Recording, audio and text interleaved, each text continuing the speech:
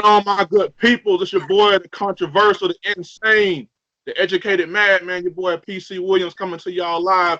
That's right, man. Like bad plumbing, we are back. I'm back, baby. Quarantine tonight. The show must go on, like my dog Jared Henry said. The show must go on. I got to be working about 2 hours. I don't give a damn. 1K Sports in the building. My guest, my special guest host joining me. My little brother, I know the man since he was a little puppy, man. Saw him grow up, man. Luke right here, Super 11 at Jackson High School. Led in the back-to-back. That's right, back-to-back undefeated season. That's 20-0 for y'all range, folks. My dog was forced to transfer the first coach. Well, he led that sorry ass low down rundown school to the damn playoffs for the first time ever. They lost to Fleming Island. Jackson would never. With Fleming Island, really, bro? Hell no, we would never. You know what I'm saying? My dog. He ain't stopped there, y'all. He ain't stopped. My dog went to UCF. That's right, University of Central Florida, and helped lead them to the Fiesta Bowl. For y'all folks out there who don't watch sports, that means my dog won a BCS bowl game. If you don't know who the hell I'm talking about, my man, Jared Henry, what's going on, baby? What's going on with you, man? I think you gassing me up a little, just a tiny bit, but I'll take it. What's going on, man? And just move the camera just a little bit, dog. Yep. There you go. All right. My dog, what's going on, Jay Hen, man? Good to see you, man. Thank you for joining me. I know it's crazy time right now. Kind of busy in the world. Everybody tripping out, man. But first things first, man. I'm going to get right into it, man. Jay Hen Snapchat videos. You funny as a motherfucker. What's up, man? What's up, man? What inspired this, man? What inspired it? That's funny. I don't really know. I've always had a funny way of, just expressing myself. And you know what I'm saying? I used to get on YouTube. It was this guy named Kane Carter. His YouTube handle is Hot Damn I Rock. And when I tell you this, man, this man was like funny. I don't know if you've ever seen it. It's this Mario. He played Mario and Luigi in this skit, basically. But it's pretty funny. But anyway, he had a lot of good stuff. And honestly, like when I was in college, it started on Snapchat. It was one time I was just like doing some random stuff on Snapchat, and like people like was writing me like, this is funny. So I started doing rants. Yes, sir. You know what I'm saying? It was pretty funny. So I started, getting more, like I'm talking about 100 to 200 people watching my like Snapchats. You know what I'm saying? Watching my viewing me. And so, I got on Instagram, but I never really did it on Instagram. And actually, I kind of shot myself in the foot because I deleted my whole Instagram, right? I make it back 2 years ago, and I make it about 4 years ago, and about 2 years ago, I started doing these videos. Again, I started kind of getting back into it, and I'm just building myself back up now from the ground pretty much up. So, I want to just take a leap of faith, you know what I'm saying? And, test out my luck. Everybody else getting famous off the internet. Why can't I?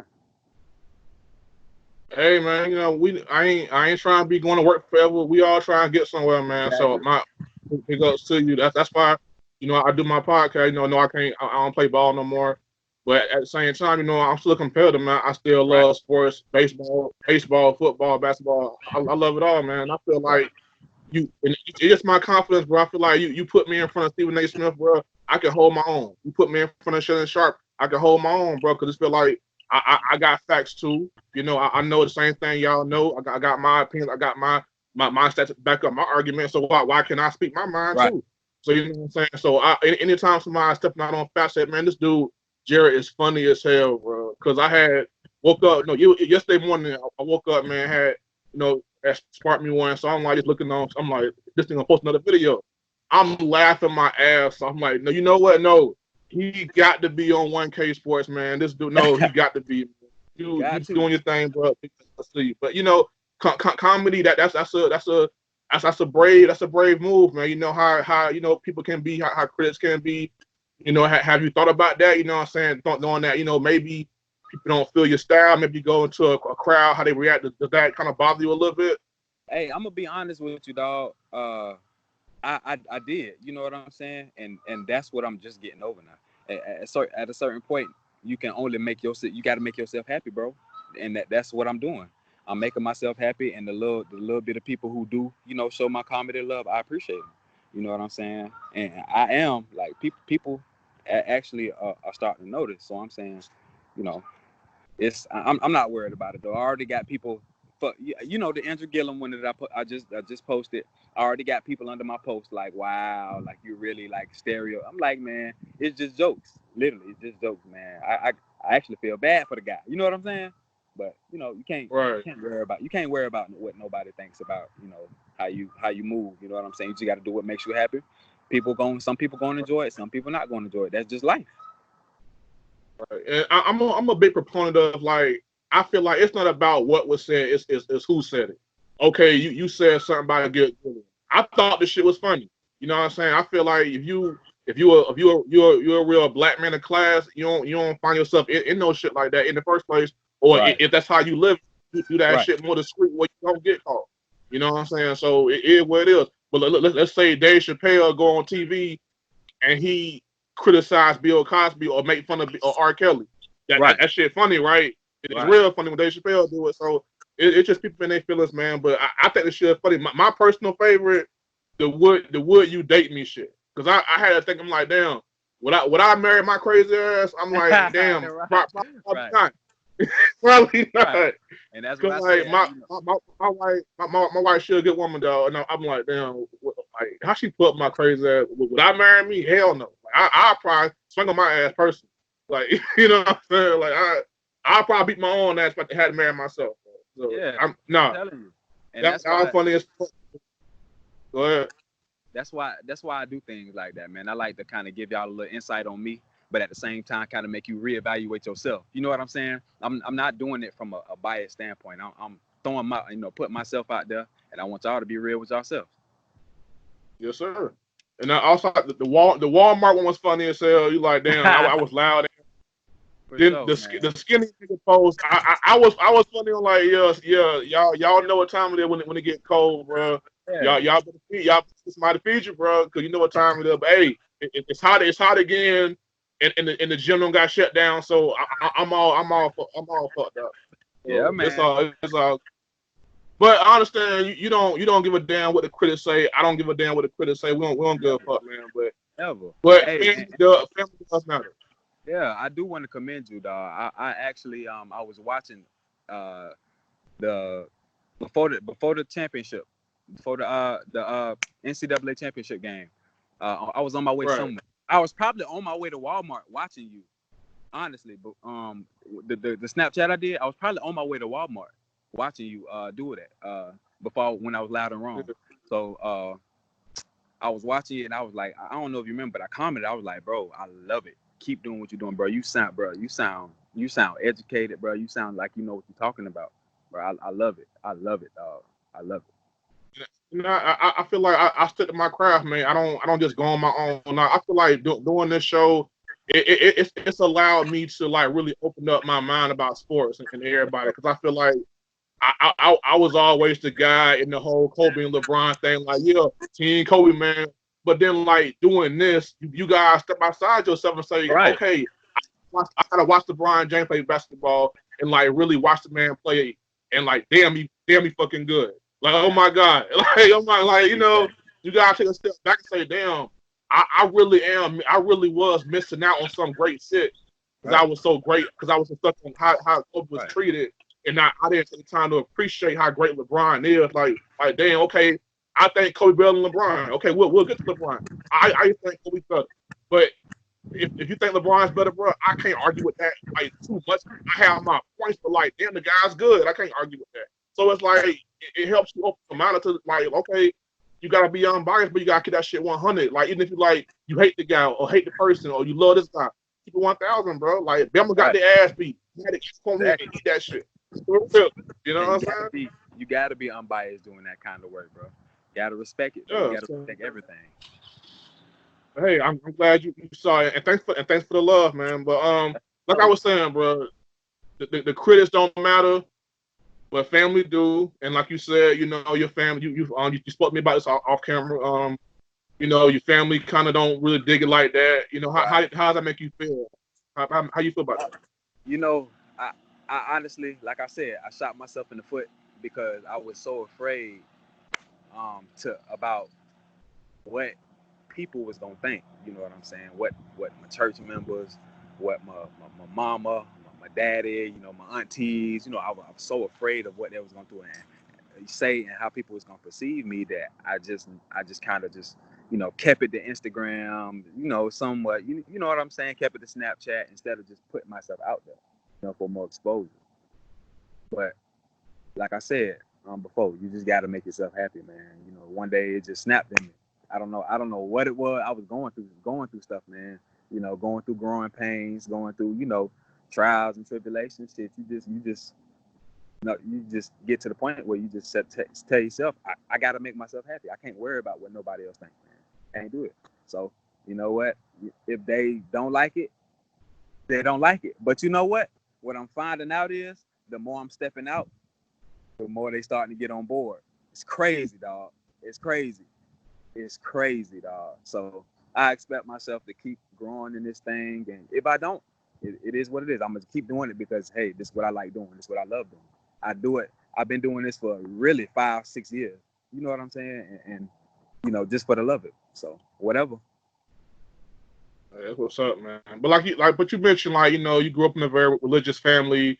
Right. Both sides of the both sides. Both sides. So it's like I can imagine. What I'm saying, that kind of pressure, man. I grew up in a strict household.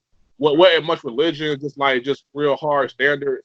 Right. Like just growing up in that environment, the reputation.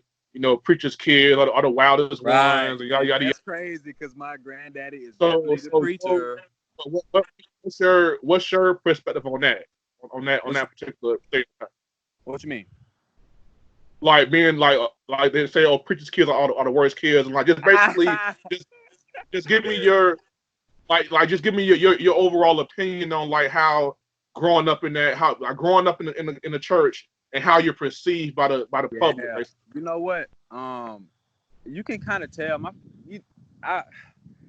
it's all about image when you kind of in that type. They want you to match everything, clothes on special events. They want you to, you know what I'm saying, be unified. You got to sit on the front row in special events. You know what I'm saying? You got to participate in the church. You got to be in every Christmas. You got to be in every, Easter, whatever. You know what I'm saying? You got to be in every play type. You know what I'm saying? And so I'm not going to say preachers' kids are the worst kids. You know what I'm saying? What I'm going to say is we are human. And I think people expect us to be a certain way because that's what they think we're supposed to be because, our people is our people. So we can't help that. You know what I'm saying? But like I said, I'm not really, I kind of grew out of letting fear dictate what I do. You know what I'm saying? I'm just trying to make myself happy. I'm trying to make a little change if I can do it. If I can't do it, whatever. You know what I'm saying? But I'm just trying to do what makes me happy, dog. And this is what makes me happy. So whatever perceptions anybody ever had about me, you know what I'm saying? I don't know. Everybody always know I've been funny. Like I've always been the crazy dude, you know what I'm saying? So it kind of baffles me how anybody would expect less from me. You know what I mean? So. Okay, but look, like you saying, okay, here's something I want to touch on because I feel like I said, I didn't grow up in a church family, but I grew up with strict parents, who had reputations, right, in their neighborhood and stuff like that. Right. And I always felt like growing up, I had a chip on my shoulder because I felt like I had to kind of prove something to my teammates or to my friends who grew up without their father. It's like my whole thing was, look here, dude. I get it. Your father wasn't there, or you grew up this certain kind of way. But really, if you think about it, bro, life is already giving you an excuse to be something that you're not supposed to be. And I feel like growing up in a household where there are standards, and it's like you got to be great and you got to do something. that's to me it's harder because like when you growing up and you were underdog, okay, you ain't gonna be nothing. You from the hood, okay. Life already gave me an excuse. Right. With me and you, it's like no, your ass got to make it. You go make it or else, or you gonna this home. I got you. You know what I'm saying? I got like people don't understand this shit, bro. And like it bothers me. I'm like, look, I get it.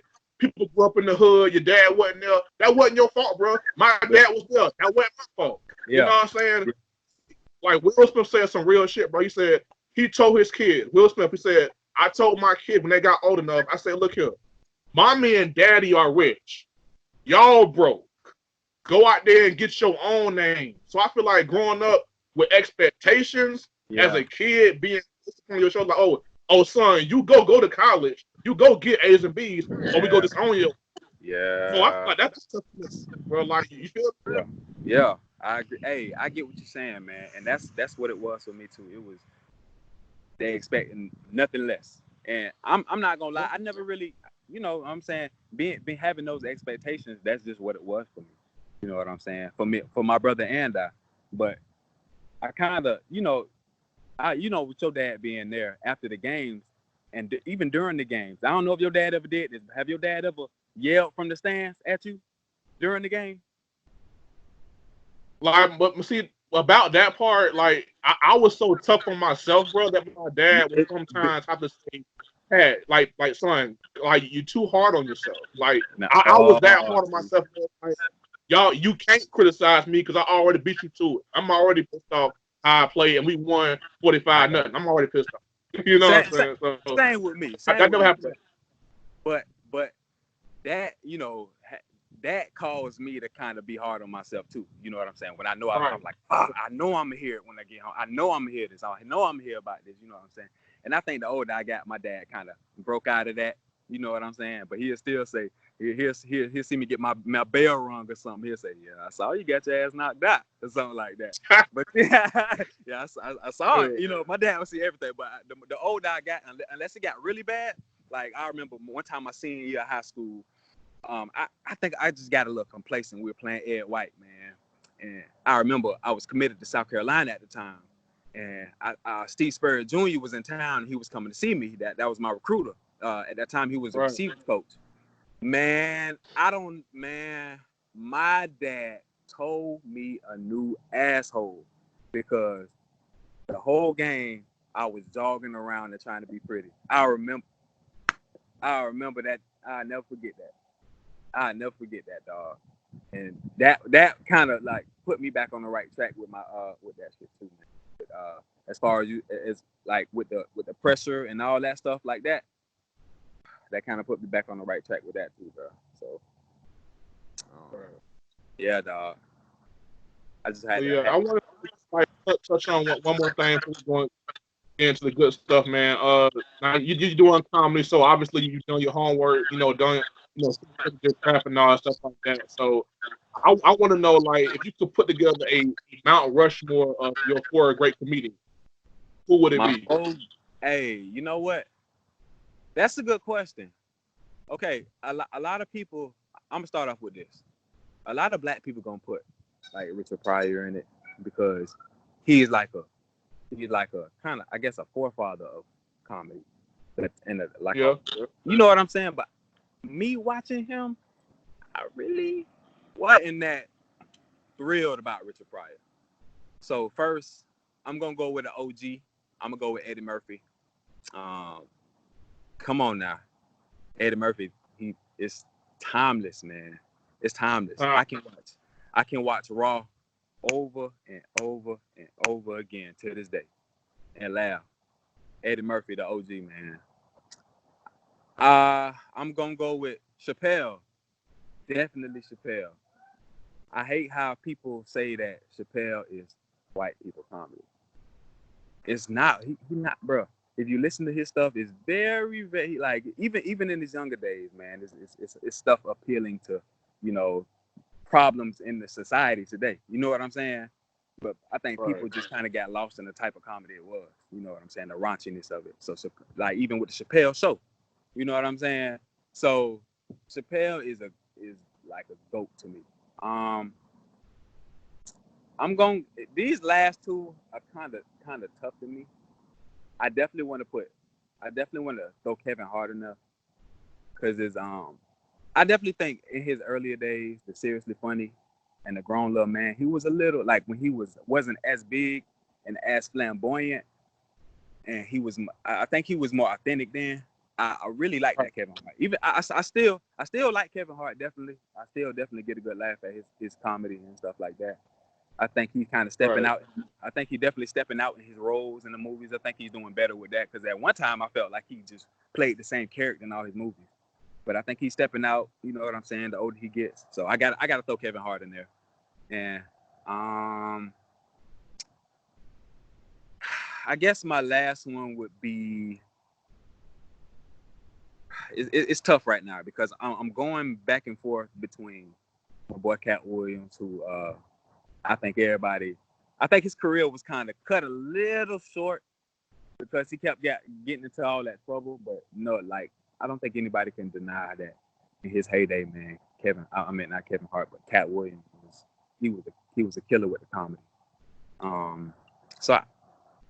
Or like I got Hannibal Buress. I don't know if anybody knows who Hannibal Buress is, but I guess people would classify him as a white people comedy too. But I think the way he tells jokes is very clever. You know what I'm saying? He got kind of like a nonchalant type of way, and kind of like monotone, but it's really funny the way he does it. But I guess I'll go with Cat Williams. So I got Eddie Murphy, I got Chappelle, I got Kevin Hart and Cat Williams. Those my Mount Rushmore. And I'm a new generation. People might not like that, but that's my Mount Rushmore. Yeah, but and I feel you, man, because like we don't all relate. Right. You say you're not big on Richard Pryor. I don't think Kevin Hart is funny anymore. Stand up wise, not everybody was real big on Red Fox. You know what I'm saying? Right. So not everybody tastes. But you know, I do give love to Richard Pryor and Red Fox. I feel like they down that door when shit was real tough for us. Sure. So For sure. I give them their love, but based on me growing up and the four guys that had me laughing my ass off, man. I got white guys in living color.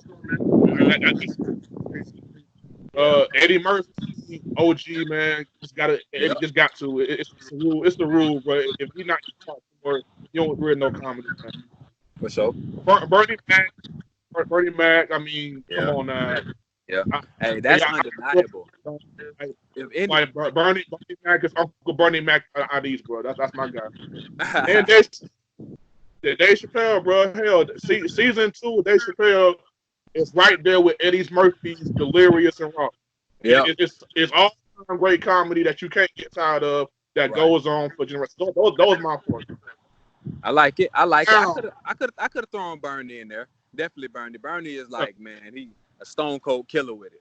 You know what I'm saying? That, and they say, I remember in King's comedy, and Steve, listening to Steve Harvey, that's why they came out last, because he was the showstopper. Nobody couldn't go after Bernie Mac. So definitely got to salute. Yeah, but definitely, just some guys we left off. You know, Martin Lawrence, Eddie Griffin, man. It's crazy. It's hard to man. It's hard. Definitely, so, it is. All right, enough of all this bullshit, man. Let's get to why you can call you the first day. Yeah. Andrew Jackson. Yeah, man. The Jackson Tigers. I mean, yes, sir. The memories they go on for days. Days. We can do a whole new show. We can do an hour show on Jackson alone, bro. Yeah, I'm gonna keep it tight. I'm gonna keep it tight, man. Yeah. But what was some of your, like I said, you had back-to-back, you know, undefeated seasons. Yeah. My class won 3 straight district titles. Nobody ever did that, by the way. In Jackson history. Hey, you got lucky. I left. You got lucky. I left. I want to hear 3 straight, baby. Hey, where y'all at? Hey, Tim, Mike, Troy, they blow 3 straight. Nobody ever did 3 straight. Not Leon Washington, Marquell Wade. Not none of y'all. Those are OGs, boy. Those are the OGs of the Tigers right there, man. What was some of some of your best memories at Jackson? You know what? My welcome to varsity moment, dog. So I got moved up. I played tight end in JV on JV, man. So we end up winning all our games JV. We was really damn me, Boogie Mahomes, Jeremiah Rackley, Altravon Wilson. We got moved up by Sean King. We all got moved up. So we get moved up, and I'm playing tight end. So tight ends got to block. So I'm coming from under the. So come on now. So I gotta come from under the cage with the big boys. I'm talking about Montavious Mack, Big Nasty T, Shaq. You know what I'm saying, baby Shaq. Come on, bro. So I'm lining up, right? Everybody really been kind of taking it easy. You know what I'm saying? I'm thinking shit good, right?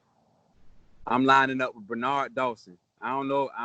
Bernard Dawson was one of the coldest I ever seen do it. Yes. At defensive end, bro. So yes. I'm coming. Boom. We going left. I'm coming from under the cage. The last thing I remember is hitting the ground and the tear coming out my eye. That's the only thing. That's the last thing I remember. I got up so fast, but boy, I was crying. That was the last hit of the damn drill. But I remember going to get some water, crying because he had knocked the shit out of me. Welcome to varsity. That's all I heard. That's what woke me up. Hey, but Bernard Dawson, that's a cold Jackson legend, bro. Like, yes, sir, dog. What else I got, man? I got a lot of memories, dog. A lot of memories. I know. You got any particular person you want to hear about? Because I'm pretty sure I got.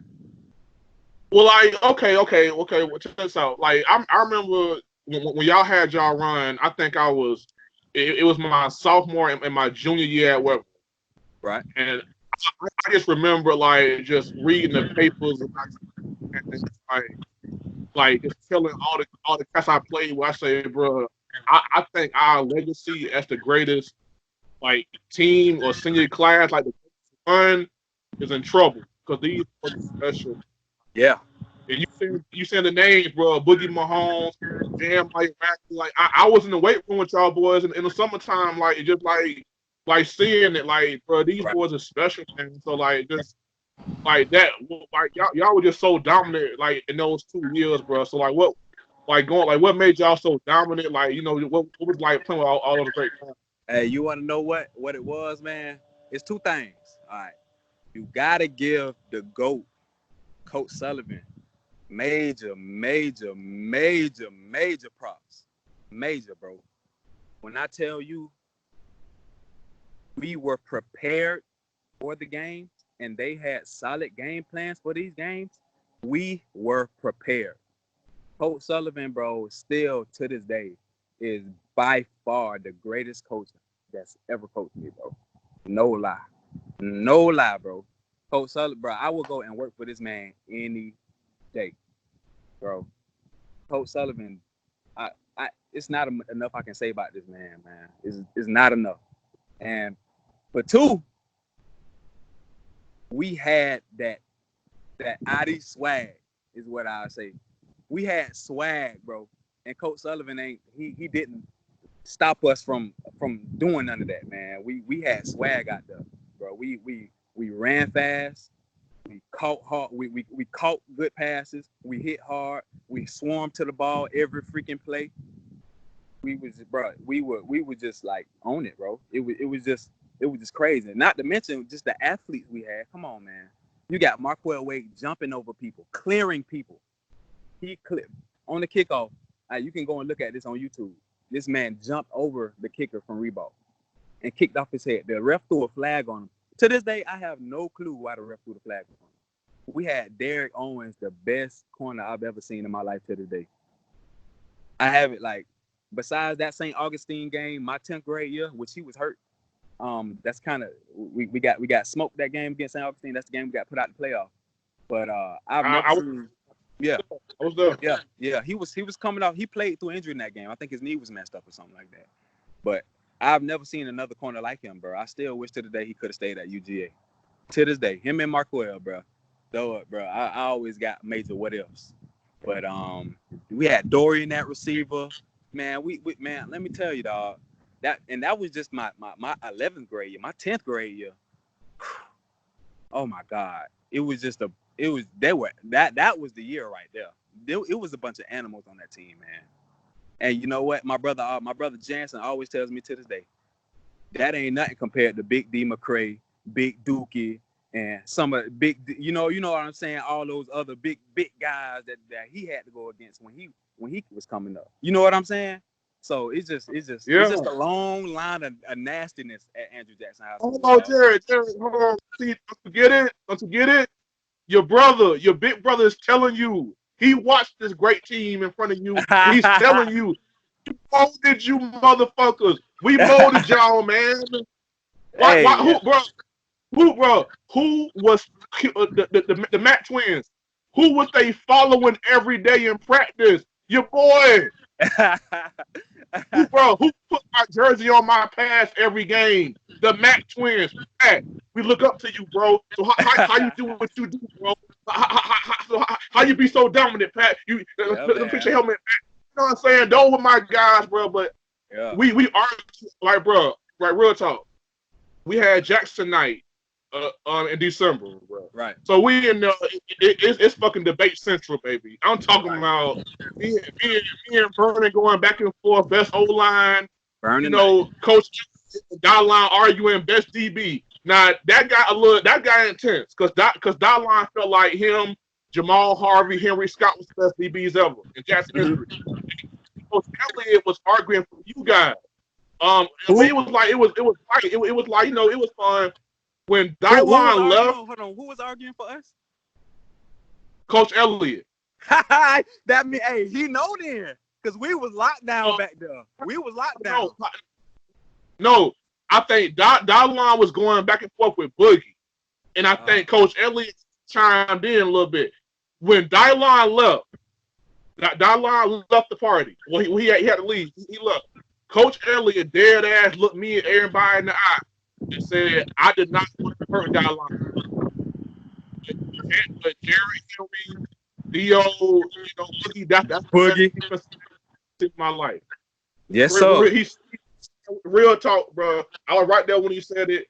Yes, he didn't want to hurt Dylon by just coming out and just saying it matter of factly. Yes, sir. You know what I'm saying? You know what time it is. But real talk looked me in the face and said that shit. Pat, not only was we intercepting everything, we was smacking everything. I ain't never seen nobody chop block as hard as Boogie and Dio. I ain't somebody out the game with a chop block. Never seen it, bro. It's crazy. Right. But like, people don't get it though, man. Like 2000 to 2010, bro, we owned this city, bro. I get it. And Reebok got the great history, great alumni history, and stuff like that.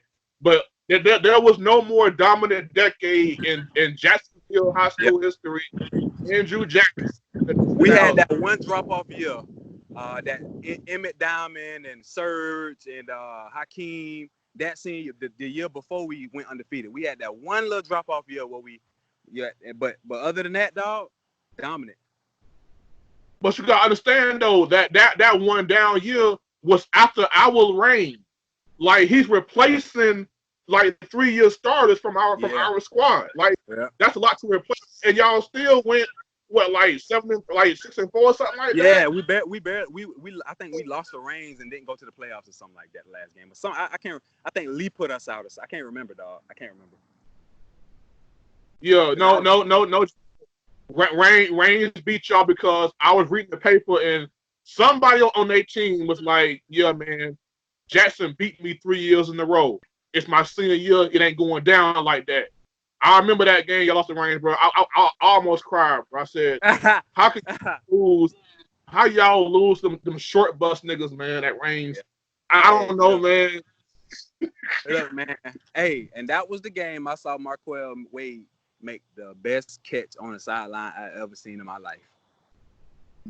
Bro, I don't know if you ever seen anybody like kind of reach their hand backwards, like turn his palm facing up but his arm backwards, catch a ball on the sideline and keep one foot in. I've never seen anybody do anything like that in my life. But they got their ass whooped, so it didn't matter. Hey, Marquell Wade do a lot of things that normal human beings just don't do. To this day, dog. Till this day. So hey, to this day, man. Like, but hey, we can go. Like I said, we can go on for days, man. But I just want to get your opinion on if you like I said, all the award and all the stuff like that. What do people need to know about Jackson in the 2000s, bro? Because I feel like they don't give us our respect, bro. You know what I'm saying? I feel like we don't get that respect that we should get from how dominant we was in that decade. I wonder why. I think it's because a lot of people didn't go to a lot of big D1 schools. I think that's why we didn't get a lot of recognition. Because if you look at schools like First Coast, they're not really doing they wasn't really doing too much, making too much noise, except besides that year with Shaq, Nunu, and Nigel, with them boys all 3 Super 11s. But like I think it was because more so they were going to the big D1 schools, and Jackson was kind of like, we weren't really heavily recruited by the big D1 schools. You know what I'm saying? So I think that's what a lot of people need to know. We were dogs. We had that mentality. Coach Sullivan had that mentality. I'm convinced he's black. He had the mentality. That's what I'm telling you, dog. So we had some dogs, and he unleashed the dogs. That's what they need to know. We ran fast. We were smart. We played assignment football, and we hit hard, bro. Well, the Jackson days were great, but unfortunately, you didn't play your senior year. Like I said, bro, you were Tiger for life. Fuck you, First Coast, fight me. I don't care. You were Tiger for life. You were Tiger for life, bro. But I gotta know, man. What made you leave Jackson and go to First Coast for that one last year? Hey, believe that, bro. I think slightly the people from First Coast slightly know I'm still a Tiger at heart, man. I went to my first couple weeks at First Coast. I go over there wearing my district championship, my Gateway championship jacket. Like, what's up? Cause that Northside rivalry was real, dog. I hated First Coast. Very real, yes. Coast. I did not want to go, bro. But I remember it was in the middle of basketball season, dog. That's when Coach Foy, the great Coach Criswell Foy, he ended up leaving that season, and Coach Collins, who was a great coach as well, they just lost in state. Did they win state or did they lose? They lost state, yeah. But they made it. He brought that program back up. You know what I'm saying? So that was his first year when I was there. So my dad, he comes home one day. He's like, "Hey, Eric Beverly, who was the Florida State commit, and Super 11 as well, and then Shaq Beverly, I think he went I can't remember where he went, but he met their dad. We played Pop Warner together, and he saw their dad at a gas station, and I guess they got to talking like, yeah, and basically came home and like, hey, you going to First Coast? And I was like, no, I ain't going to First Coast. Like, and that was around the time where Coach Sullivan had got tired. That was when Miss Wright had came into power and she kind of at Jackson, and she kind of split up all the, she kind of wanted to enforce the education first. So that kind of pushed the good coaches at Jackson away. So Coach Sullivan ended up accepting that job at Atlantic Coast. So Quinn Gray's now our head coach, and my dad like, nah, like, yeah, you out of there, like, yeah, and like you can potentially go to college at First Coast, and I don't know what Jackson got going on right now. I don't know Quinn Gray. I don't know him. I knew Coach Sullivan. I don't know Quinn Gray. You out of there. And the funny thing is, Quinn. I don't know how he got my phone number, but Quinn Gray blew my phone up. He blew my daddy phone up too, to try to get me back there. But my daddy was just like, nah. And shit, I was begging my daddy to let me stay. That's the funny thing that people don't know, bro. People think that I chose to go. No, I did not choose to go to First Coast. My daddy was like, you got a better opportunity there, and that's what it is. And I do, looking hindsight 2020, it was a good decision. You know what I'm saying? But I would have loved, honestly, to finish my career out at Jackson. I would have loved that, dog. it would have been a good battle between us and First Coast that year for sure. Choosing First Coast over Jackson is never a good decision in hindsight, plain sight. I don't give a damn. Right? Man, when you think about career, yes, my career. Come on, my first day at First Coast, dog. I see Steve Spurrier Jr. walk in the weight room. My very first day, I get a scholarship. My first week at First Coast, University of Maryland. Hadn't even been 3 days at the school. I had heard all I had been getting was letters at Jackson. I hadn't even talked to a college coach yet. That's what I'm saying. Like hindsight 2020, it was a good decision, and it was more of a high school experience because First Coast is a big ass school, and I ain't gonna flex. The women was a little bit prettier. so, so but they had the gated community thugs over there. I was just to the ID's boys, really carrying guns in the school, but they had but it was a good decision, dog. Hindsight 2020, career wise. Well, look, I'm happy for your career. You're a great dude, great dad. Well, I'm sure one day you'll be a great husband. Oh, hold on, you want to date yourself, right? But look, that's funny. But whatever, dog. It worked out. It worked out for you. But hey, you're right. A guy as talented as yourself being caught in that kind of crossfire with the changeover. Yeah, man. But I'm sorry. Your dad, Mr. Henry, one day we can have a talk about the situation, about why he did this. Lord have mercy. I don't know. Whatever. But you know where your heart's at. We talked about Jackson, man. We went on for days. You know what it is, man. You were talking for life. But that's not where it stopped for you, though, man. Yeah. Talk to me about the 2014 season at UCF. What was that year? That year it was a little strange for me because, a lot of people don't know. I tore my ACL my freshman year of college, and that kind of derailed me a little bit. So that was, I was before then, it was crazy. I was in camp, and I was like, I don't know if y'all remember Storm Johnson, Latavius Murray, all them. Man, I'm doing my thing. And I remember the play like it was yesterday, jet sweep coming across. This guy named Jacquizz McElroy, he was a freshman with me. I went to tackle him. Kind of ran me over a little bit, but kind of stumbled forward and fell. I fell back. My knee got caught behind me, tore my ACL and MCL, some of my meniscus. Had to have surgery. Took a break from school, came home. Rehab. Didn't do as well as I thought I was going to do that spring, nor that next spring. You know what I'm saying? But I still made it into the rotation. You know what I'm saying? So that 2014 season, it was honestly crazy for me sitting back, because I didn't play at all that year. I got into a little cleanup games. I got here and there. But watching like Blake Bortles, watching, you know what I'm saying? A lot of people don't know, but we had some, like, people think we got some good athletes in Duval County, bro. But them boys from Miami-Dade,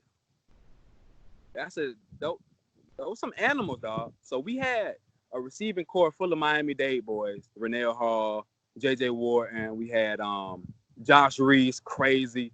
Man, we had some really, really, Brashad Perry, man, his dad played in the league. You know what I'm saying? We had some really, really good receivers on top of Blake Bortles. You know what I'm saying?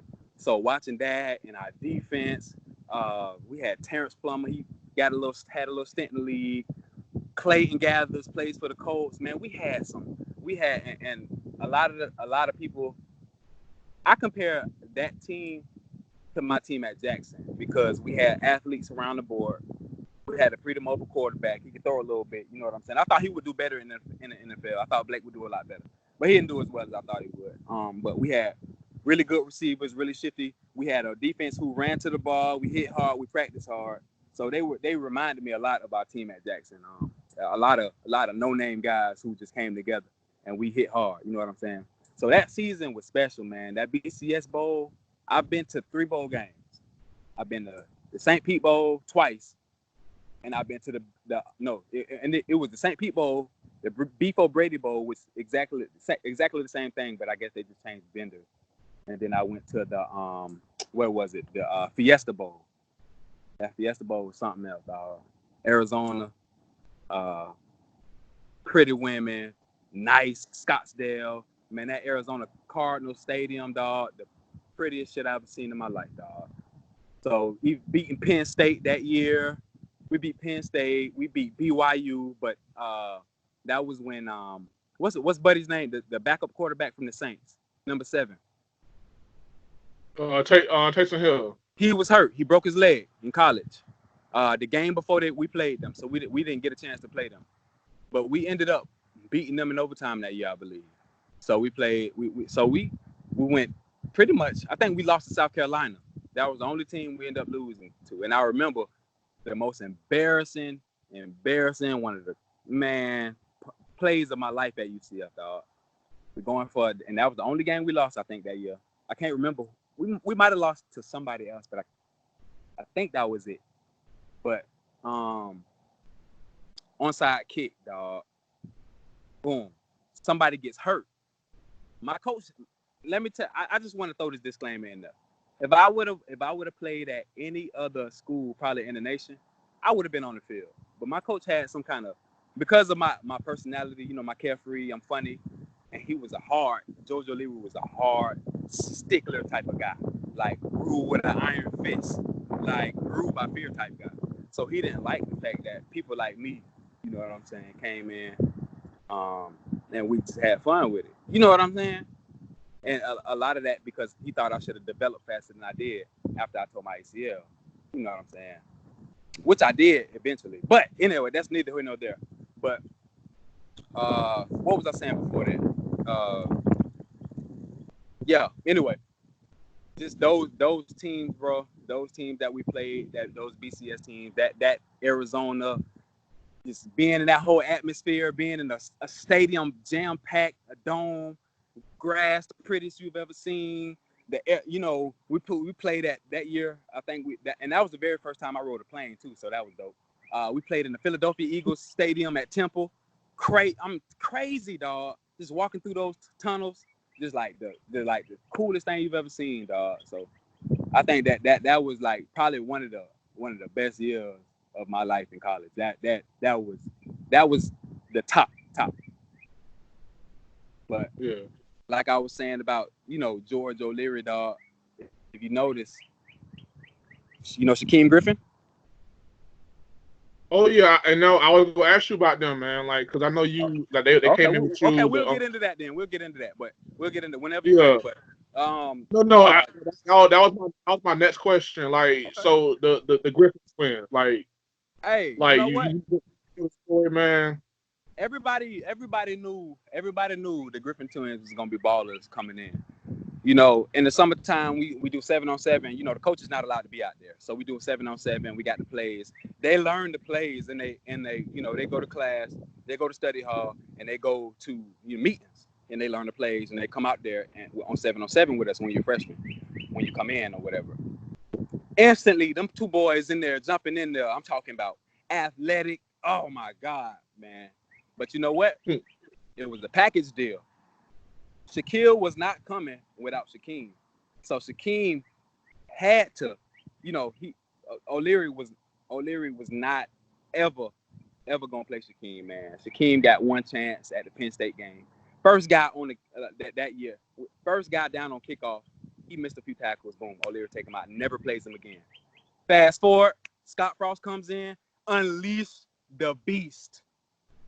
Shaquem Griffin, All-American player.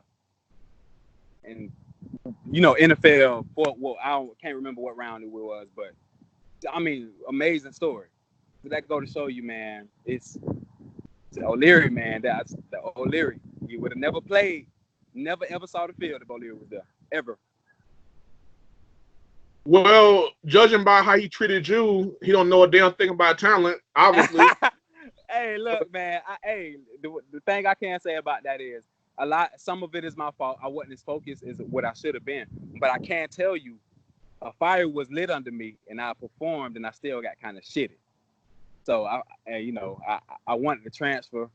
My parents wouldn't let me. That's a whole nother story. It's a whole nother story, dog. But Dog, it's that's dog, like I enjoyed it, dog. Them twins, that Shaquille, that Shaquille though, that Shaquille boy, you knew, like off rip, man. He's fast, athletic, everything he hit hard, everything you need in the corner. That's what he is. He long, rangy, man, and you seeing it. It's all paying off for him over there, man, in Seattle, bro. It's all paying off. I'm proud of him, dog. yeah, man. But yeah, like I just go to show you, man. Like me and you, man, we blessed, dog, because we just talked about all these great players that we played with at Jackson that most man. casual never even heard of, man, right? But then we go to college and we play with other guys. Like, damn, like I never thought. Like you said, Dio, the best cornerback you ever saw play football. Right. I played with AJ Bouye. I played with AJ Bouye. So to this day, if Dio would have stuck that shit out, I feel like Dio would have been in the league top corner, like top tier. Dio, nobody couldn't get off his jam, dog. Nobody. Right. But that's the thing. Like he the best you ever seen. I played with a guy named Devon Tate.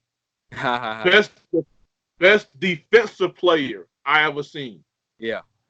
Born and raised in the county of Dade. Right. About, hey, bro, I told you about them Dade County boys, man. Bro, they're different kind of breed. Different. The way different, right? I'm saying, bro, this was so good, bro. They named street after him, bro. And I love street after him, bro. That's crazy. Great, not the best corner I ever seen. Greatest defensive player I ever saw. Yeah. But hey, we blessed, man. We play with some great man. But hey, that's life, man. Hey, last question, last topic, last but not least. You a LeBron fan? You already know. Till I die. To this day. Year 17. Jared, we had a good show. Let's finish. Yeah. Let's finish. Hey man, you gotta recognize greatness. Come on, don't do me like that, Pat. Okay. Don't do hey, I said LeBron's great. Damn, he's great. Damn. All right. I'm just saying you gotta recognize greatness. What this man is doing in year 17 is unprecedented. LeBron is the greatest freak picture I've seen. I just prefer Kobe. For whatever reason. That's all. Huh? For whatever reason, inefficient. If inefficiency is what is what you go like. If that's what you like, I'm all. But I like efficiency, bro. I like a team game. That's what I like. I love my teammates. I want to get everybody involved. You know. That's your preference. Like, you know what I'm saying? I just prefer Kobe, but we'll get into Kobe. You know. But LeBron's having a great year. Year 17. Dude, dropped to 20% down tonight. I mean, dude, balling in year 17. They thought it was over. Do you think LeBron is having the best year of his life right now? Oh man, it's you know why I'll say that he is having the best year of his life, because he's in LA. He got what he wanted in AD. He's making moves, business moves. I mean, this man, he watching his son ball the fuck out right now. You know what I'm saying? He watching his kids grow up. He making TikToks with his kids. You know, was able to take the playoffs off last year. You know what I'm saying? Didn't do as well. You know, but they knew that. They knew they wasn't gonna do as well last year. Was able to take the summer off. You know, get his body right. Was able to watch his kids, and he's having the best year. Man, if you can just look at it. They having so much fun in LA right now, bro. So much fun, bro. So I do believe that he is having the best year of his life right now. Do you think LeBron James is the GOAT? You want to know why I'll say that he is, and I do think he is the GOAT. Because Jordan never went to, I don't know what, 9 straight. I don't want to lie, but he ain't never did that. He might have won everything that he's been to, but he ain't never been to 9. You know what I'm saying? And I hate how people say that, oh yeah, Jordan did it. No, no, no, no, no, no, no, no. No, he did not do it. Jordan was a hell of a player. I give it to him. I like to go back and I like to watch film on YouTube. I like to watch them play. I like to watch possessions. I like to do that. I like to watch full games. Jordan was a hell of a player, man. Made his layup package, man. They talk about Kyrie layup package. Man, Jordan had a nasty layup package. Jordan finished through contact. Jordan was dunking on your head. His mid-range game was immaculate. Immaculate, bro. Jordan was a freaking dog, man. But he never went in 8, 9 straight. You know what I'm saying? And he never played teams like the Golden State Warriors. Come on, man. Never played teams like the Golden State Warriors. Never. Come on. So my thing is, or the Dallas Mavericks. Hell, come on, man. Dirk in his heyday, what was he missing? Nothing. Dirk wasn't missing nothing, man. Sean Marion lockdown defender. They had Tyson Chandler down there. Jason, they were a hell of a team. Dallas, and even shit. He lost to the Spurs in his heyday. Come on, in their heyday. Come on, man. Nobody can deny those teams. Jordan never had to play teams like that. He played Charles Barkley. Somebody tell me. Come on. Charles Barkley. So Barkley's garbage? I'm not saying Barkley's garbage, but who else did Barkley have? Nobody can name anybody from that team. Hell, I can't even do it. I can't Kevin do it. Kevin Johnson, Dan Marley.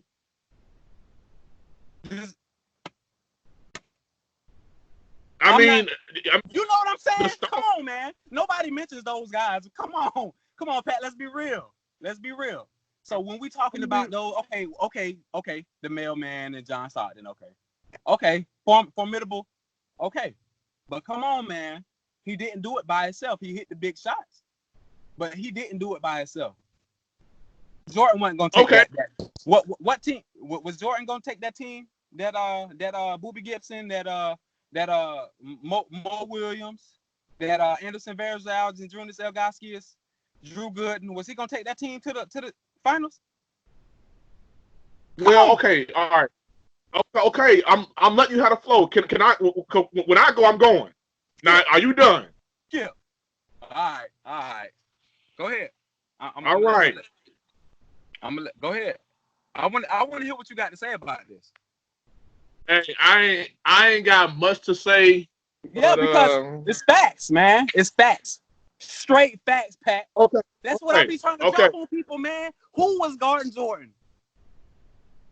I can't admit that if Jordan played in this day, Jordan probably averaged 50, 60 in this day and age. Because hand checking, Jordan was beating that. So. LeBron does cry a little bit much for my liking sometimes, but he does get fouled every play. If you look. Nobody can deny that. All right, Jared. Come on, bring it to me. It is my turn, and I'm not gonna bash LeBron. I'm just gonna point out a few. Like, here's my one issue. I got one issue with LeBron James and y'all LeBron fans. Okay, let's hear it. Just one. One. Are you listening? Hey, give me one. Let me real fast. My phone's going dead. Yeah. What's up, Jay? Hold on. Give me 1 second. Let me hold it. Let me hold the charger. Hey. You just need a cord? Mm-hmm. You the one on my purse. What's that? The white one. White. Boom. I'll be back, Jay. 1 second. All right.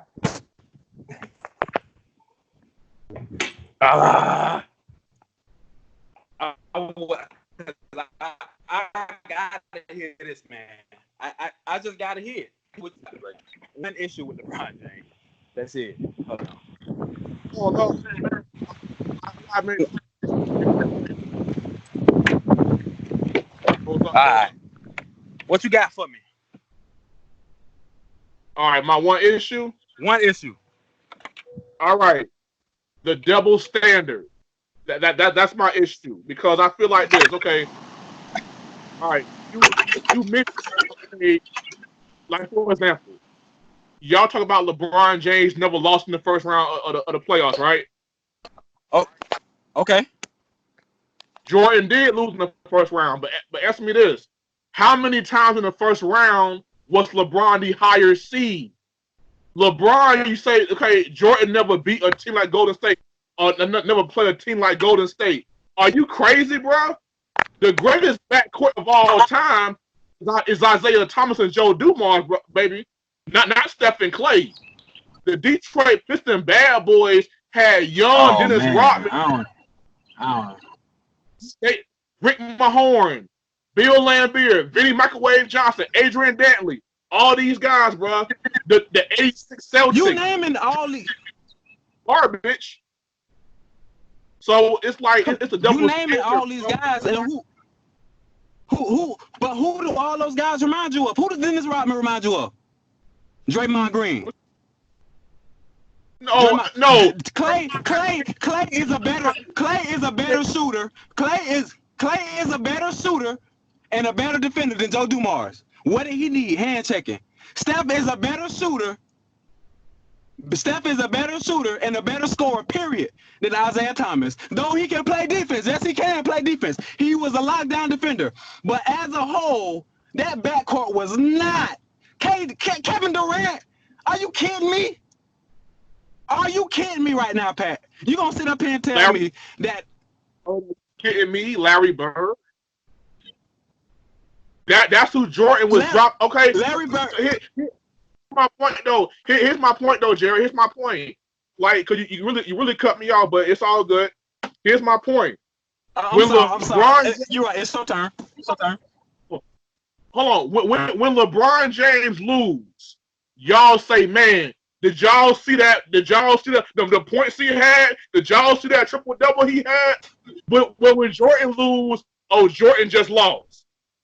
Not that y'all don't even look. Y'all don't even bring up the fact that Jordan was averaging 35, 32, 30. He was averaging 28, 9, and 9 against the Pistons. He dropped 63 on Larry Bird in the Boston Garden. But y'all say Jordan lost. When LeBron James lose, oh, he had 51, 8, and 8. But y'all don't bring up how he quit on his team in overtime over J.R. Smith's blunder. Yeah, J.R. Smith messed up. But that mess up didn't lose you the game. It got you to overtime. You LeBron James, bring that shit home. 51, 8, and 8. You had nothing in overtime. Okay. 2015. You didn't have Kyrie. You didn't have Kevin Love. But you was up 2-1 against Steph. You got 6 NBA final losses. LeBron James has lost 6 NBA championships, bro. In what sport is it okay for the all-time greatest player to lose 6 championships, bro? I'm not going to give LeBron a pass on that, bro. If he your GOAT, that's your GOAT. But you cannot have 6 NBA championship losses. Hey, let me explain something to you. Everybody in today's league knows that where LeBron James goes, championships are going to follow. Can you deny that? Can you deny that, Pat? Championship appearances follow.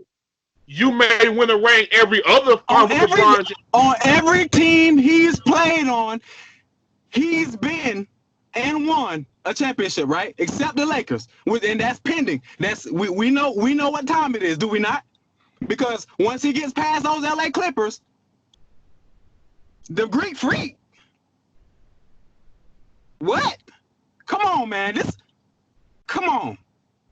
So wherever LeBron James goes, championships are going to follow. No matter if he wins them, if he loses them, whatever. Scottie Pippen never got hurt.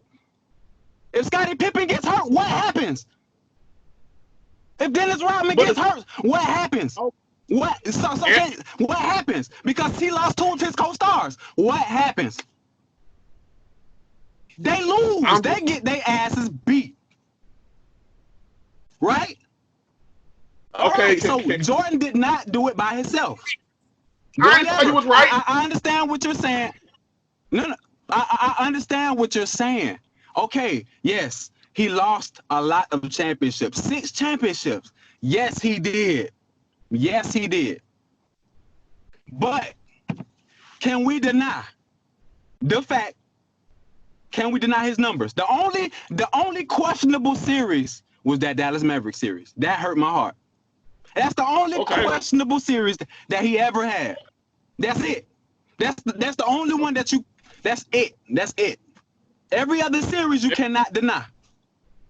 And like I said, Jared, if you say LeBron James is your GOAT, I'm not. It's only so much I can argue with you to say that he's not. I'm just pointing out my issue. Okay. It's not just you. Okay. It's you.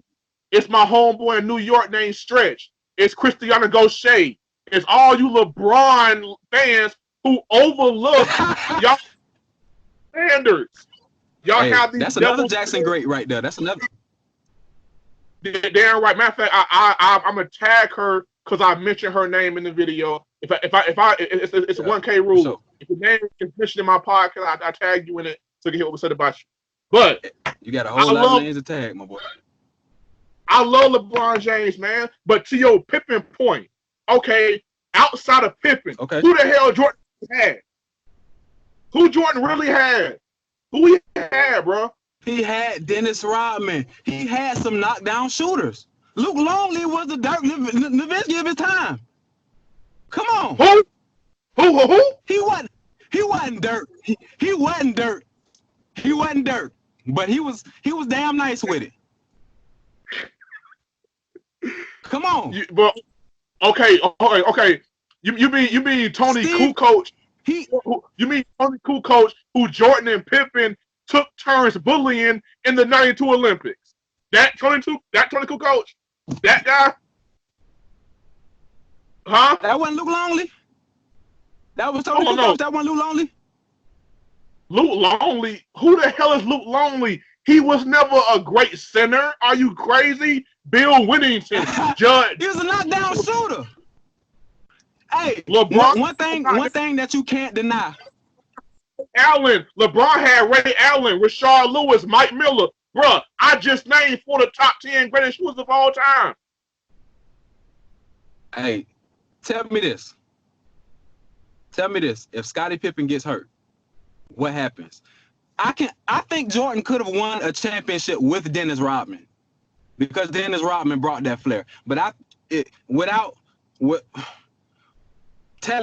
Dennis Rodman, without Scottie Pippen, both of them, they lose just like Kevin Love and Kyrie.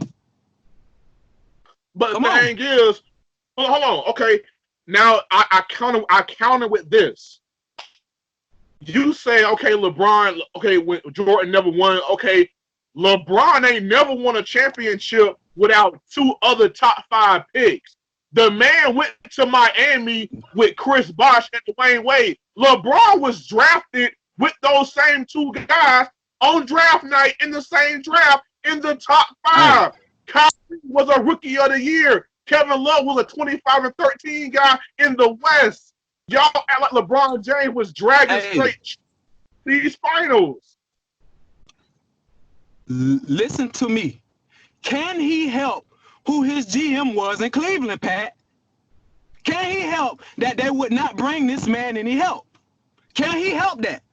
So now he has an organization that he exercises his right to free agency, right? To go against Ray Allen, Kevin Garnett, the true Paul Pierce, Rajon Rondo, Kendrick Perkins. He exercises his right to free agency to go against that really big 5. Fuck a big 3. That was a big 5. Exercises his right to go to a team that's going to give him the necessary things that he needs. So LeBron left because he couldn't beat Rondo, Ray Allen, Paul Pierce, Perkins, Rasheed Wallace, Big Baby, right? No. Right? LeBron left because his organization would not give him what he needed to beat them. He could have beat them. He did. Well, no, he didn't beat them. But he could. He could. They didn't give him the necessary things that he needed. It's not like LeBron wanted to leave. When he came back, is when they had the necessary things, right? He came back. He never wanted to leave in the first place. Okay. I'm finna kill you with 2 arguments and I'm done talking. All right. Now you just brought the fact that LeBron James left because he felt like he didn't have a good enough team to beat that Boston team. I feel No. you.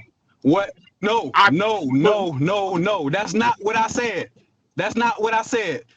Even though in hindsight, he didn't have a good enough team, but the organization, you twisted my words, Pat, the organization wouldn't give him what he needed. He wanted to stay. Of course, okay, he didn't have a good enough team, whatever, but he wanted to stay. That's all I'm going to say. All right, okay. He didn't have a good enough team. Okay. Do you know that same Boston team is who Kobe Bryant took out in 7? With Paul Gasol being his second best player and a bunch of no-name guys? Okay. Wait. Who else? Hey. Who else was on that team? I'm just curious. Give me. You say no-name guys. Who was that? Name. Go ahead. Throw them out there. Okay. I'm gonna ask you one question about Paul Gasol. Okay. No. In 2008, the Lakers traded for Paul Gasol to give Kobe some help. In 2008, Paul Gasol was not, I repeat, in 2008, Paul Gasol was not a better power forward than KG, Chris Bosh, Tim Duncan, Amari Stoudemire, Paul Millsap, Carlos Boozer, and that's 6 guys. I'm probably missing Zebo or somebody. So Kobe Bryant got a so-so top power forward in a fucking washed up Ron Artest and beat KG, Paul Pierce, Ray, Rondo, Perk, Rasheed Wallace, Big Baby, and Tony Allen. But you never once told me who else is on that roster. Because Meta World Peace. Okay, Ron Artest, Kobe Bryant, Paul Gasol. Who else was on that roster? With Kobe? Yes. Who else was on? Kobe, Ron Artest, Powell. Who else? Derek Fisher? Was Derek Fisher on there? That's my top 3. Let me tell you the rest of their teammates, right? You listening? Lamar Odom, Shannon Brown, Sasha Jordan Farmar, Adam Morrison, DJ Banger. Really? Can we not? Lamar Odom. He was garbage. Did you say Andrew Bynum? Was Andrew Bynum on that team? Was Andrew Bynum on the team? He played 15 minutes and averaged 6 and 2. That has I hate how people y'all want to look at. Are you an analytics guy, Pat? No, I'm not. Actually, no. Oh, you just like stats, right? You just like stats. No. Hey, y'all LeBron. I don't know if you've ever. I don't know if you. Look, I don't know if you ever played with a 7-footer, played basketball and tried to shoot over a 7-footer. But it's more to it than stats. Okay, playing 15 minutes a game, coming to relieve whoever. I can't remember whoever they starting center was. I don't know. But let's not discredit them having three 7-footers down there. Lamar Odom, Andrew Bynum, and Paul Gasol. Let's not discredit that. They playing against trees. And Kobe Bryant, yes, he is Kobe Bryant. He's going to do his thing. But Paul Gasol was not a pushover. Okay, he was accused of being soft, Pat. Okay, but he was not a pushover by far at all. Come on. People how can you leave out? You talking about Lamar Odom? How can you leave Lamar Odom out? You can't leave Lamar Odom out. Because you can't leave Ron Artest out. You can't leave them out. At that point in Ron Artest's career, he was a name. Y'all, okay? LeBron had Shaq. In 2020, in 2010. Explain that. Hey, huh? I would have taken. Okay, listen to me. Ron Artest, till this day, I think would D up some of the best in the league. You want to know why? That they needed Artest was the Dennis Rodman of the team. Come on, Every championship team needs a player like a Dennis Rodman, needs a player like a Ron Artest, needs a player like a Draymond Green. Okay, like I said, bro, I'm not trying to sit here and argue against LeBron being the GOAT. He has every right to claim that title. Like, honestly, I feel like you, Jared Henry, have drugged me back into my old ways. You're the GOAT. No, I'm not saying. Look, Pat, I'm not saying that. I'm fine. Kobe won my respect on Christmas Day.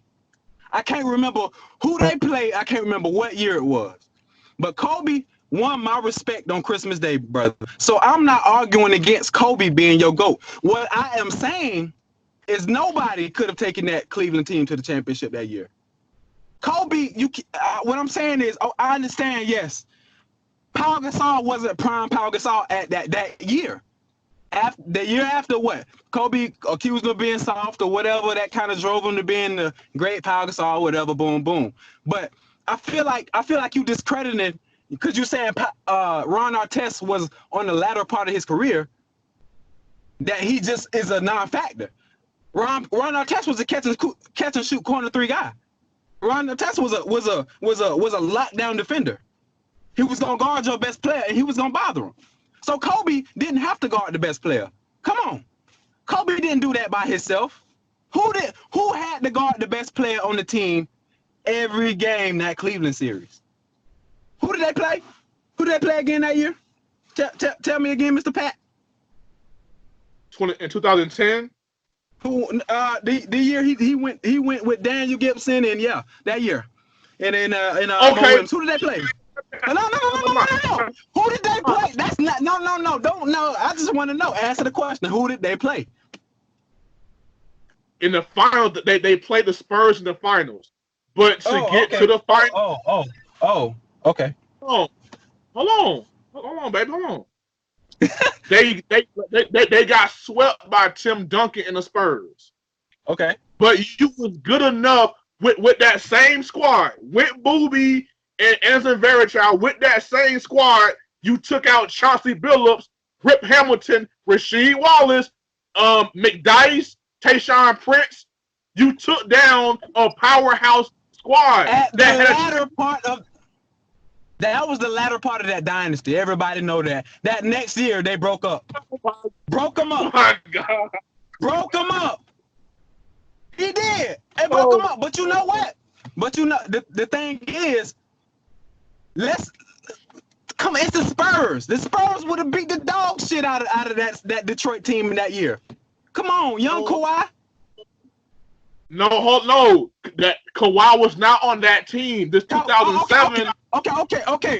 You're right.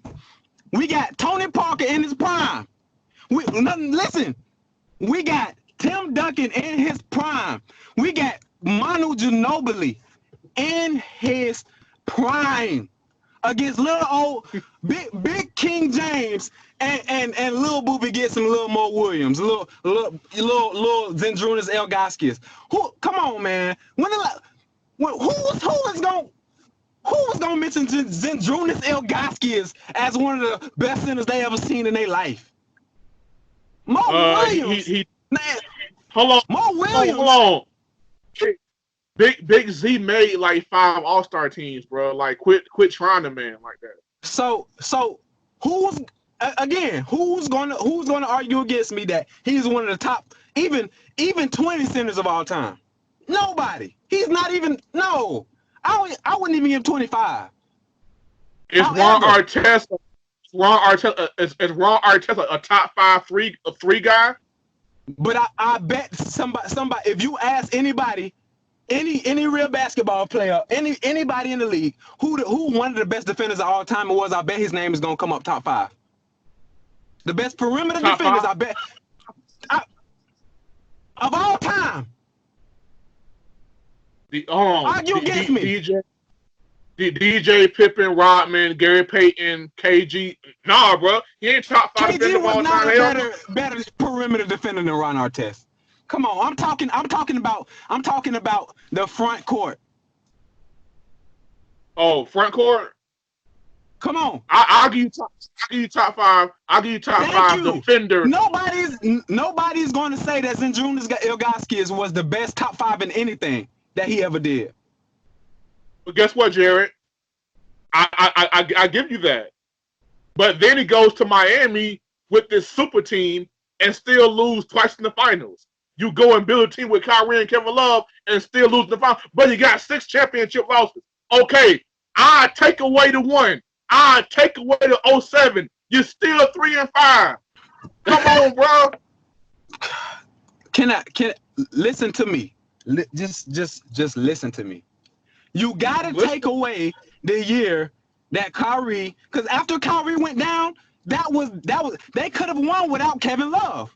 Yes, they could have won. They were going to win without Kevin Love. When LeBron loses Kyrie, that's everything that he has. That's it. Okay. You want him to do the same thing that he did that year with Daniel Gibson. You want him to do this. Who else did he have? J.R. Smith. Oh my God. J.R. Smith. Tristan Thompson. Tristan Thompson. Oh my God. J.R. Smith can't even find a team right now. Get out of here. J.R. Smith was a 6th man of the year. Have some respect, Jared. I have a lot of respect for J.R. Smith, but J.R. Smith is a defensive liability. J.R. Smith is gonna make dumb plays. He's gonna second the fool at least once a game. He's basically JaVale McGee at guard. Very, very, very valuable, but he's gonna do some dickhead shit every game. Okay, Jared. Here's my actual point though, bro. What do you do? Okay, not all the great players had everything they needed. Okay, Charles Barkley never had a great backcourt like and that. And he never won a championship. All great players were missing something at some point in their career. My thing is, when you finally got what you needed, when you finally get, don't get it twisted. Pippen was a very valuable part of the Bulls dynasty, but he didn't carry MJ. MJ needed Scottie to help him.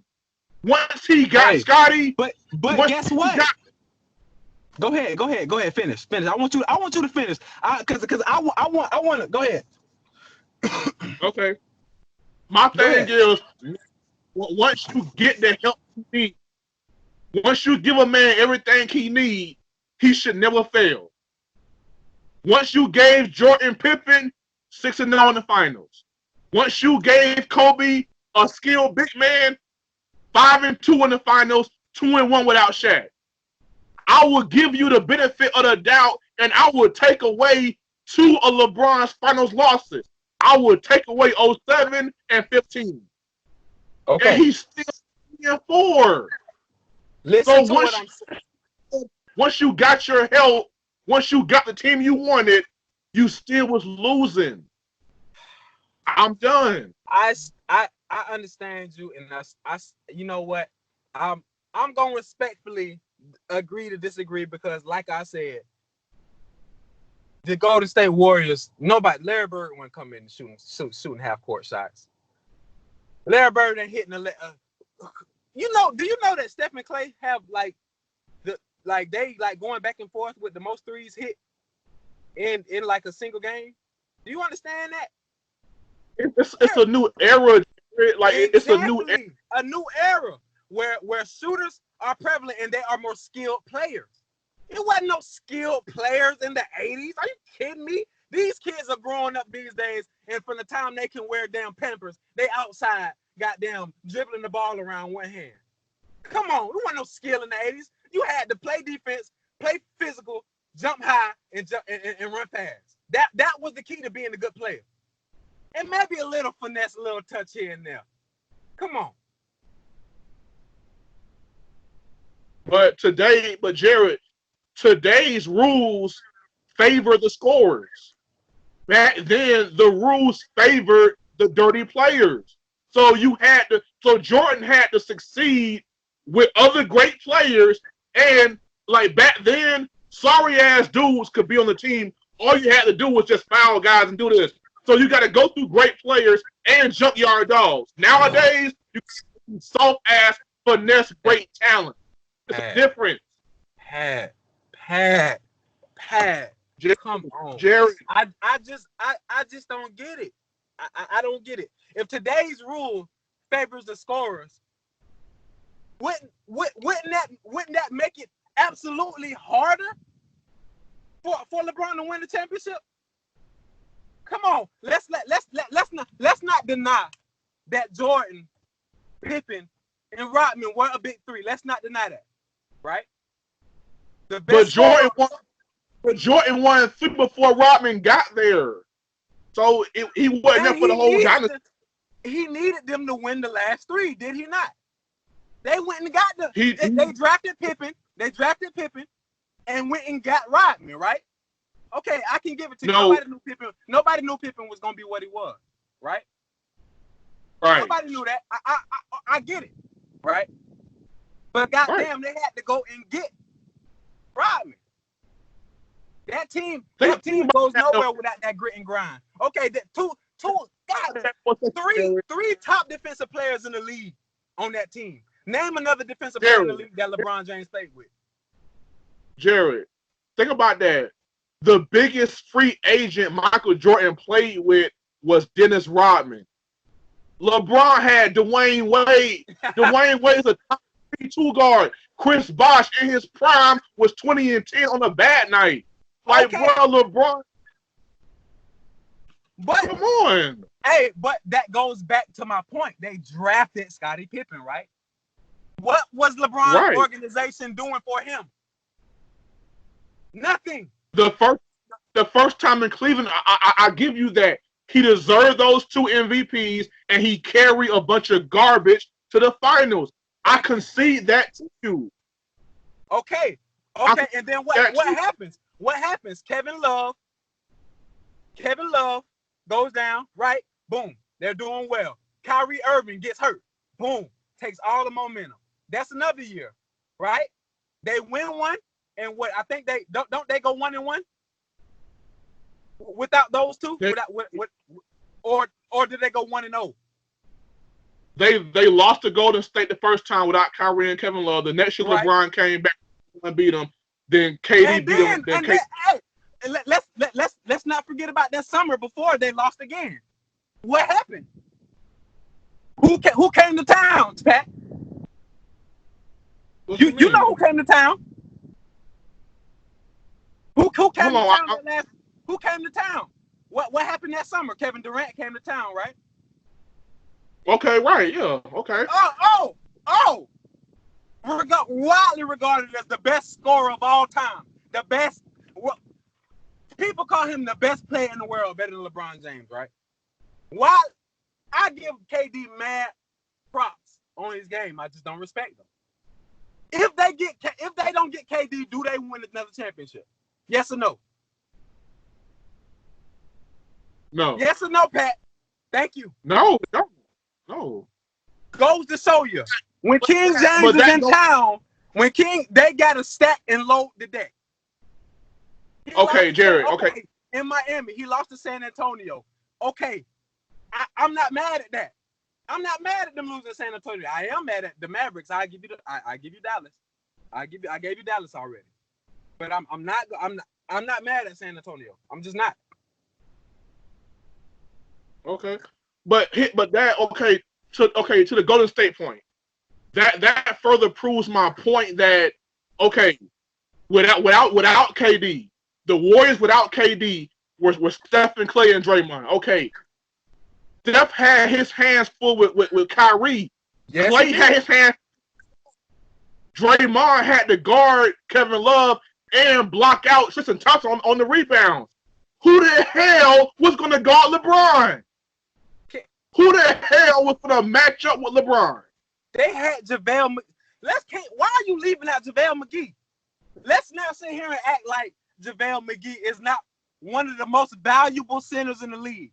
Regardless, this man has. Hey, can you tell me what these days in the era of guards? What do you need your center to do? You need your center to be able to set picks, jump high, grab rebounds, pass the ball out to me so I can shoot the damn ball. That's what JaVale McGee does. Didn't you just say that JaVale McGee and J.R. Smith are the same kind of fools? Now Hey. JaVale McGee's a great player now? Yes, I said that. But, hey, J.R. still has a championship with Bron. J.R. was the reason that we lost. No, he's not. No, he's not. The momentum was gone when J.R. did what he did. That's a cop-out, man. Don't give me that. Come on. J.R. Smith, okay, he messed up, but his screw-up didn't cost you the game. You still had overtime to make it right. The game was supposed to be in the bag. He is under the basket, Pat, and he dribbles out. Come on. He dribbles out and looks at the clock. Where they do that at? Come on, man. Hey, Jared. The game was in the bag if he just puts it up. I know why he did it. You want to know why? He was high, Pat. Yes, sir. That's sweet, sweet, sweet, sweet Mother Nature. Sweet Mary Jane. Okay. Look, man. Okay, look. When the Warriors went and got KD, that was their answer for LeBron. Okay, look. LeBron, we can't. Per you, Pat.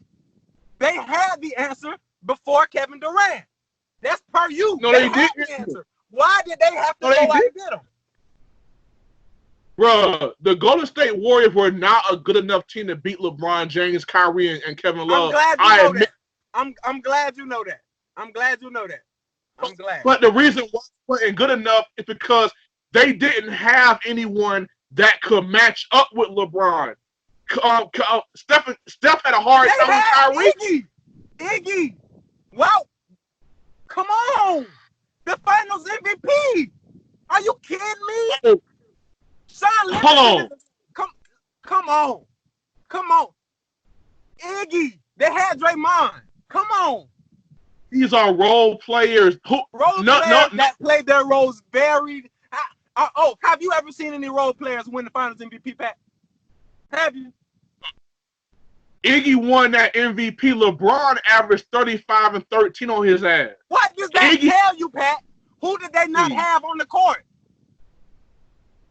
Kevin Love or Kyrie Irving? What does that tell you? Jared, I told you that championship don't count. So guess what? Iggy's MVP don't count. You can't have it both ways, baby. You can't have it both ways. I disqualified that championship clause. So MVP never existed. That finals don't.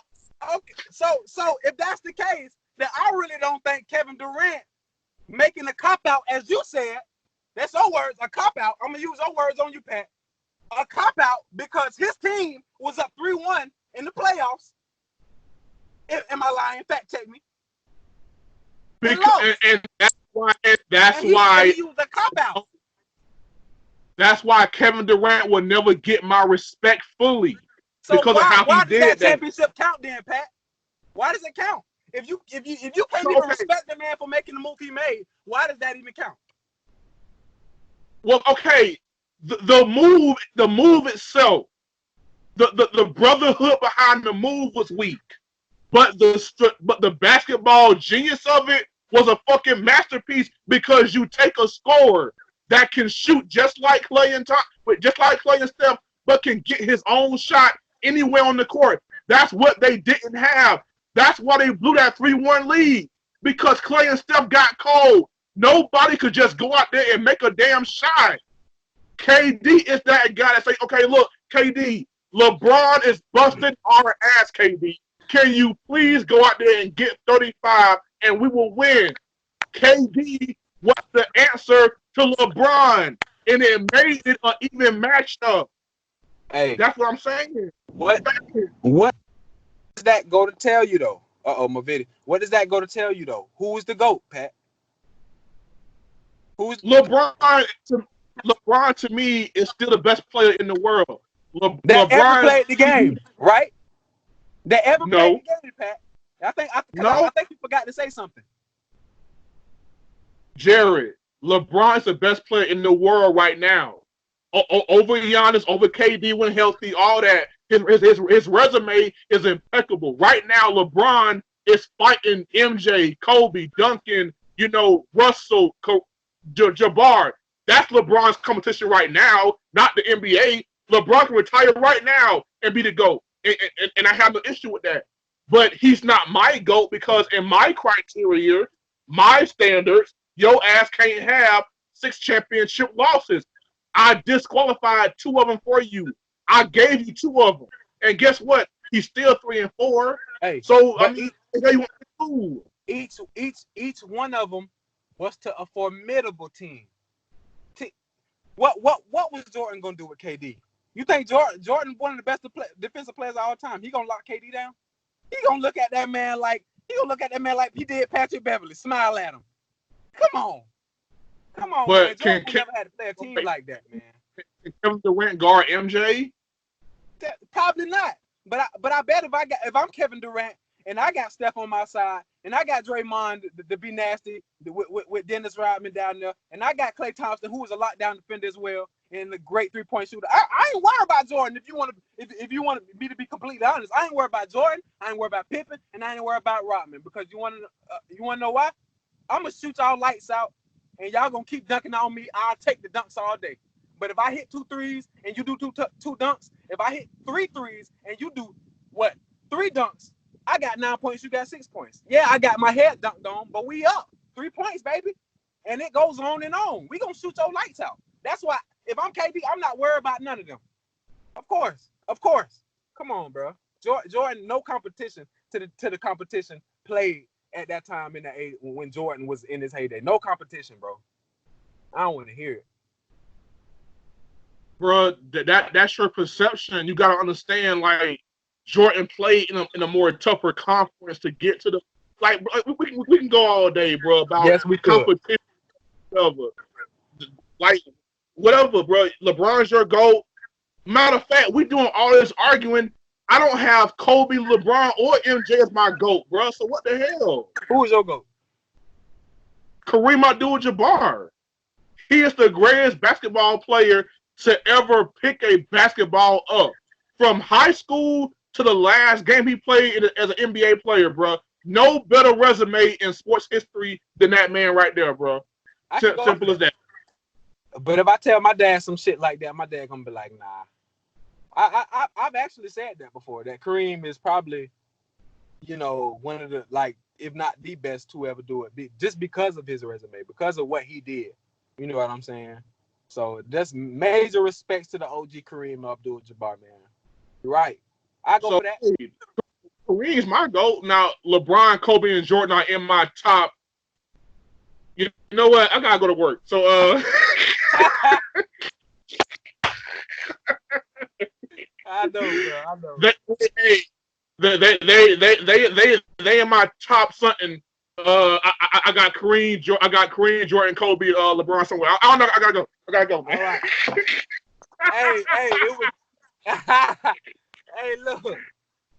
Hey, it was good hollering at you, bro. Hey, it was a pleasure to be on the show for sure, bro. It was a pleasure. Good talking to you. I like talking sports. Love it. You definitely brought me to my old ways. I love LeBron. LeBron, if you're watching, bro, I love you. You're the best in the world right now. You're just not my GOAT, but I love you. That's all. Hey, we got to do it again sometime.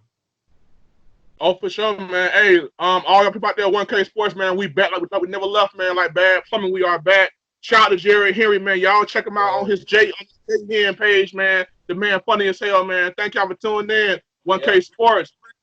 Unbiased, unfiltered, and unapologetic. My man Jay Henry, we checking out. Peace. Yo.